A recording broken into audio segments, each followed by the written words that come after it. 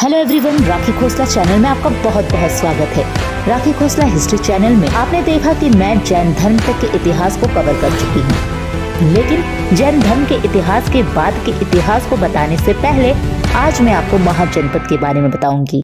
और थंबनेल से आपको पता ही चल गया है कि आज का वीडियो महाजनपद के बारे में होने वाला है, क्योंकि मेरा मानना है कि अगर मैं महाजनपद के बारे में नहीं बताई और जैन धर्म के इतिहास के बाद के इतिहास को बताना शुरू कर दी तो न मेरे को सेटिस्फेक्शन मिलेगा और ना ही आपको सेटिस्फेक्शन मिलेगा, क्योंकि अगर मैं ये बात नहीं बताऊंगी तो ये बात अधूरी रह जाएगी और हमारे देश का जो इतिहास चल रहा है क्रमबद्ध तरीके से वो भी आप पूरी तरह से नहीं जान पाएंगे। तो आगे बढ़ने से पहले मैं आप सभी से रिक्वेस्ट करूंगी कि अगर आपने मेरे चैनल को सब्सक्राइब नहीं किया तो सब्सक्राइब कर लीजिए और बेल आइकन जरूर प्रेस करिए ताकि आगे की वीडियो की नोटिफिकेशन आपको मिल सके। देर सवेर से ही सही चैनल पर वीडियो जरूर जाएगी, तो नेक्स्ट वीडियो की नोटिफिकेशन लेने के लिए आपको बेल आइकन जरूर प्रेस करना पड़ेगा। तो चैनल को भी सब्सक्राइब करिए, बेल आइकन भी जरूर प्रेस करिए।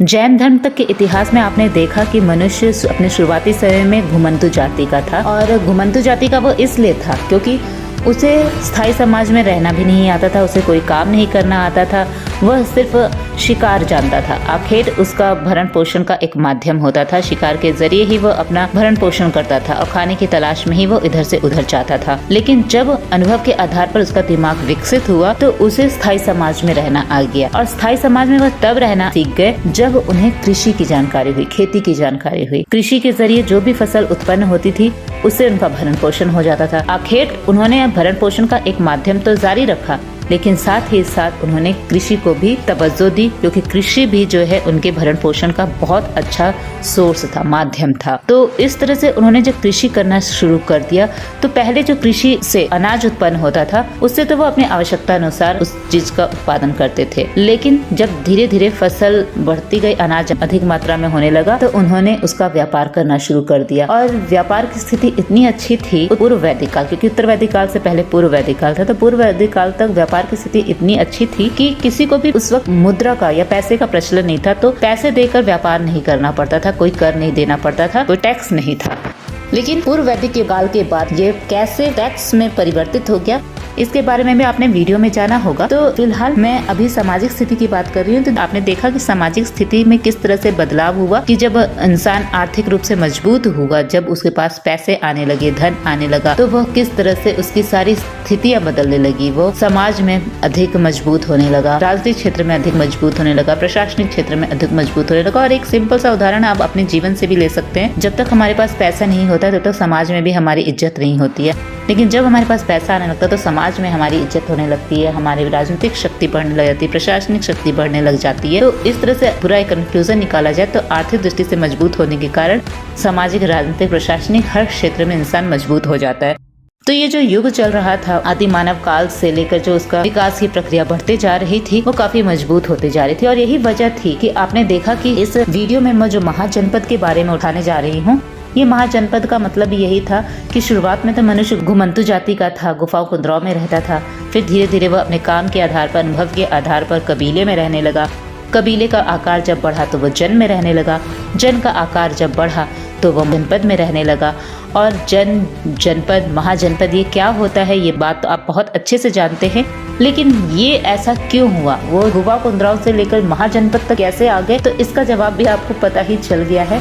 मैंने सोची थी इसका जवाब मैं अब दूंगी, लेकिन बताते बताते मैंने इसका जवाब खुद ही दे दिया कि जब वो आर्थिक दृष्टि से मजबूत होने लगा तो वह जन, जन से जनपद, जनपद से महाजनपद में आ गया। अब आपसे अगर कोई सवाल पूछता है उस समय कितने महाजनपद थे, तो आप 16 महाजनपद कहेंगे। और अगर आपसे कोई पूछता है कि आपको कैसे पता कि ये 16 महाजनपद थे, तो आप कहेंगे या आप बताएंगे या आप पढ़ भी सकते हैं। अगर आपको मेरी बातें कहीं से झूठी लग रही है तो आप खुद भी सर्च कर सकते हैं कि इन 16 महाजनपदों की जो सूची मिली है वो जैन धर्म और बौद्ध धर्म से मिली है। बौद्ध धर्म का जो ग्रंथ है अंगुत्तर निकाय, वहाँ से हमें 16 महाजनपदों की सूची मिलती है, और जैन धर्म का जो ग्रंथ है भगवती सूत्र, वहां से भी हमें 16 महाजनपदों की सूची मिलती है। अब आपसे कोई पूछता है कि यह 16 महाजनपद क्या भारत में थे या भारत से बाहर थे, तो आप कह सकते हैं कि ये 16 महाजनपद भारत में ही थे।